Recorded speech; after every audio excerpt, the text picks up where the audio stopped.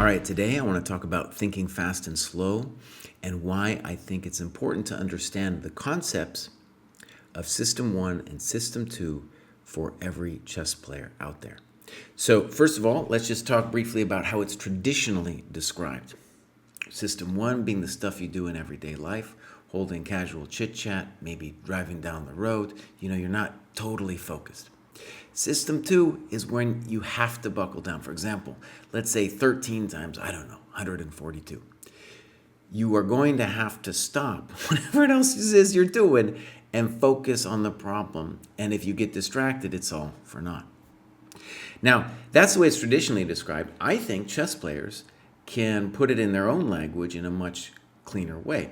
In that, it maps very cleanly onto what for years chess players have been calling intuitive decisions and calculation decisions. Okay, so let me just show you an example.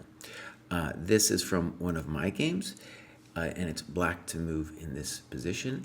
White has just played the violent g4, and this I would characterize as definitely an intuitive decision. A decision that I should not think about too long. Is it interesting? Could I think about it forever? Absolutely. But for example, I could play c5. I could take and play c5.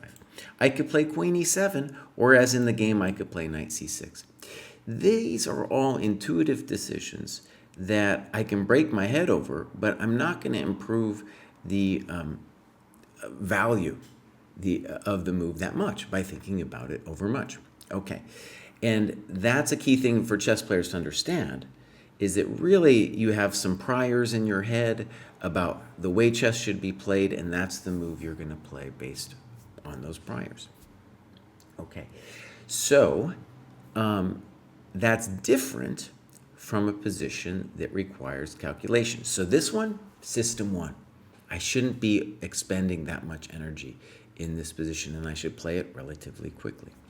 All right, let's do a comparison. And this happens just about in every game. In fact, I don't know of many games that you don't have to use System 2 at some point. And that's the kind of move where you need to keep time on your clock for, right?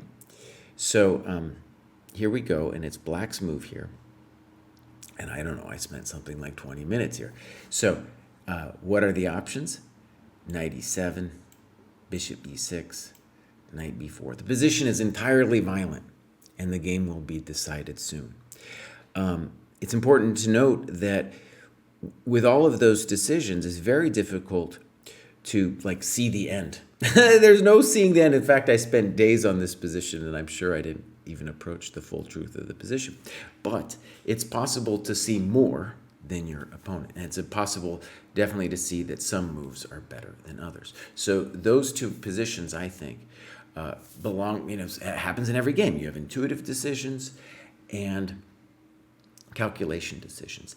And that's the first big takeaway for understanding how System 1 and System 2 apply to chess playing and chess playing well, because I definitely think that that's a key distinction that every player needs to keep in the back of their minds, because especially they don't want to tank on the intuitive decisions, and they want to have enough time and say to themselves, oh, now it's time to do some System 2 thinking. Okay, so a lot of people think that chess players are always doing System 2 thinking. Not true.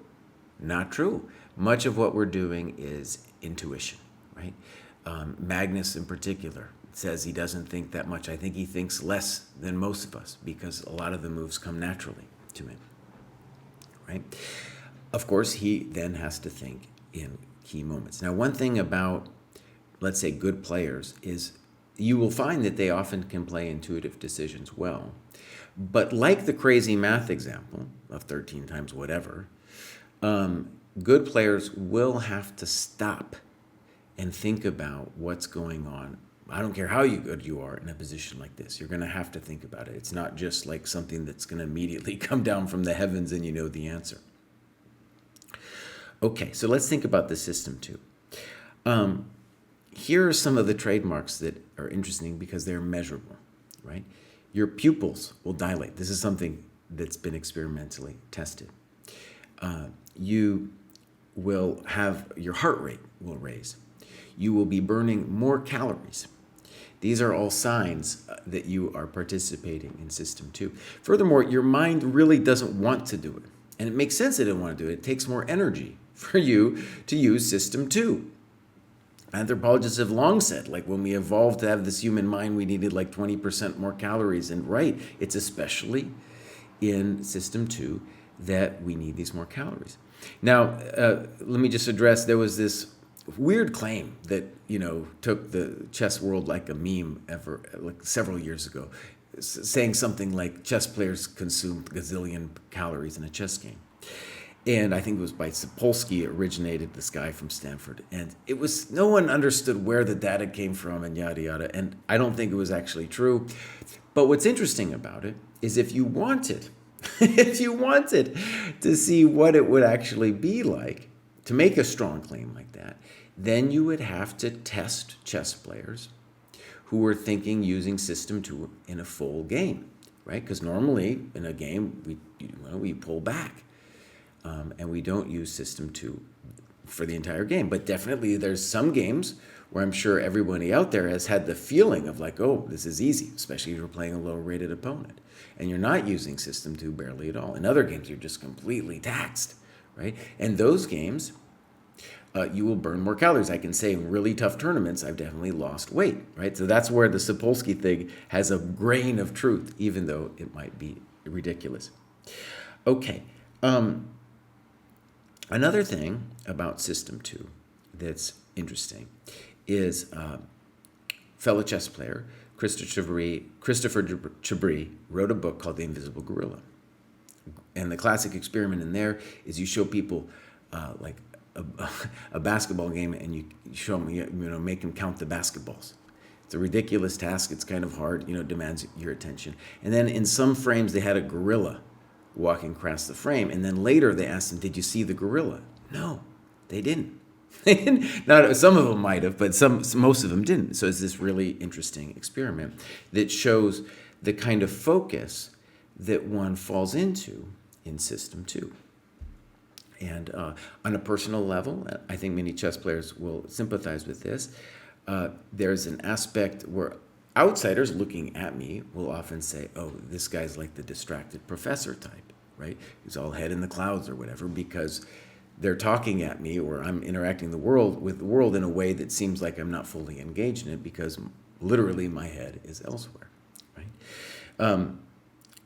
Okay, and that is kind of an easy breakdown for the chess players about what it is. And now let's talk a little bit deeper, though, about the way it affects us during a chess game. One of the maybe the most important thing for chess players to understand beyond just the distinction is that you can and you will be taxed to exhaustion, right? It's important to think that, like, a lot of people think they're heroes or something and they're not going to actually reach the limit of being able to think. But actually everyone can be pushed to that limit and is pushed to that limit, and usually we just don't know it. And so, for example, everyone's had the experience of being physically exhausted, and that's a feeling your body knows. Like, imagine if you've ever bonked on a bicycle ride, for example. His body just complete shutdown of exhaustion. But with the mind doesn't really tell you that it's exhausted. And I think it's very important for chess players to get a self-awareness about when they become exhausted. Right? So I'm going to read a little bit from this page, and I'm going to I'm going to translate it for the chess players. Okay. First of all, let me talk a little bit about things that can tax your system. Interacting with, let's say, a partner. Let's say your girlfriend. Don't let them call you during the tournament, bro. Don't do it. They won't understand, but then you can say, watch Krai's video. That's what you can tell them. Because you don't want to be expending a lot of emotional energy before the game. And it's measurable, you can say to them, and this is true, that energy expenditure will cost you later, right? Weird stuff, like let's say you tell somebody to avoid the thought of white bears. Just forcing that on, taxing them with that little thing will actually deplete them, and that's something that you can measure. Now, more importantly for chess players, one of the interesting things about this, and I can speak to this anecdotally, is making a series of choices that involve conflict. Okay, now that it was a statement that was not derived from the chess world, but I can say during a game of chess, if you have a game that feels topsy-turvy, where you are changing your mind a bunch about the evaluation of the position, right? Things took you by surprise, right? You didn't feel in control of the position, and every move felt like a conflict, and it didn't feel like some easy flow. That will tax you, and later you're going to reach this state of exhaustion. Okay, now here are the indications that you are exhausted. Here's an interesting one: deviating from one's diet. So normally everybody has a way they eat, and then you see this in chess players. After a hard round, they'll be eating and drinking some terrible things, man. It won't be good for their later rounds either. So obviously you probably shouldn't be eating terrible after a game, but be aware, like that's a sign. And you might be doing it during the game too. And you should definitely be eating during the game. Okay. The next obvious one, performing poorly in cognitive tasks and logical decision making. Obviously applies to chess. We'll talk a little bit more about that in a second. Here's another interesting one. Reacting aggressively to provocation. I see that all the time over the chessboard. I see it in myself, right? You're exhausted, somebody makes a move coming at you, and you lose it. You just go totally crazy. And I've seen that in my students. Here's another interesting one, not derived from the chess world, but can be translated to the chess world. Overspending on impulsive purchases. Overspending on impulsive purchases. And one of the things about chess decision making is you'll definitely see impulsive decisions. And the overspending that will happen on it is you'll become invested in a weird impulsive decision, and you'll rally all of your intellectual and emotional resources to justify that decision, and it'll be hard for you even to go back on that decision, to change your mind. It's like you're supporting a conspiracy theory, bringing all the resources to bear on this conspiracy theory, right? So the other obvious way that you can see it is notice last rounds of tournaments. It's not just people are exhausted, they're all amped up. Maybe there's a tiny bit of money on the line. People make weird decisions in the final round. That's something I noticed long before I read this book, and then the book was like an aha moment. I was like, right, they're exhausted, and that's why the weird moves are coming onto the board, right? Fascinating. So look, here's a thing about it. You're not going to be able to avoid the exhaustion, but what's critical is that you see it in yourself. And when you're exhausted, obviously you want to be aware of it. You just want to be aware of it, and you can do small things to mitigate it, such as eating a little bit, walking around a little bit. It's not going to entirely go away, but being aware of it will protect you a little bit. Also, as in all things chess related, any ounce of self-knowledge that you gain, you'll be able to use against your opponent, because you will see it in your opponent, and you will know. You should actually check yourself. Like, did the guy just have a long game? Dude, it's going to be exhausted. And when they are exhausted, it will be impossible for them to do the decisions that require calculation, right? And that's where games are really lost and won, right? So it's a really powerful tool to understand. Okay, finally, I want to say something that I've derived from the book, if you will. The ChessDojo training program, one of the things that we've established is that what one needs to make progress is what's called sweat work. If you want to translate it, it's System 2 work, right? What we've discovered, and this was long before I even framed it between System 1 and System 2, is that System 1 stuff isn't going to increase your understanding of the game. Let me give you an example. Let's say you play Blitz all night. Have you noticed? It's interesting. You can play Blitz all night and not get tired.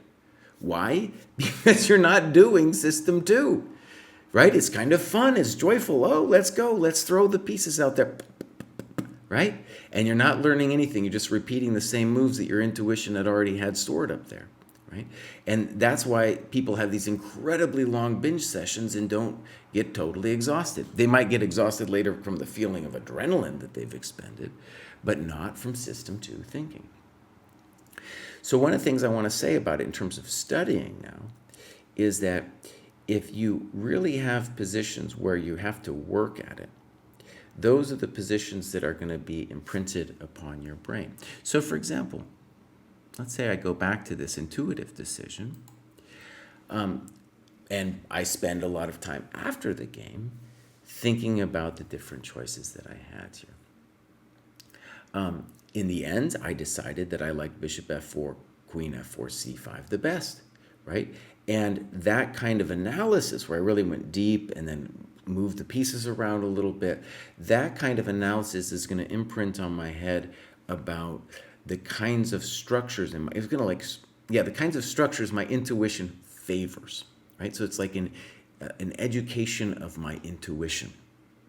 And the point is, when you're playing a game, you do not want to be educating your intuition. There just isn't time for it, because you're going to need that time for when the system 2 thinking is going to be necessary, right? In fact, it's better to play a poor or a second best move in a position like this than in the position where you have to calculate something and everything's on the line.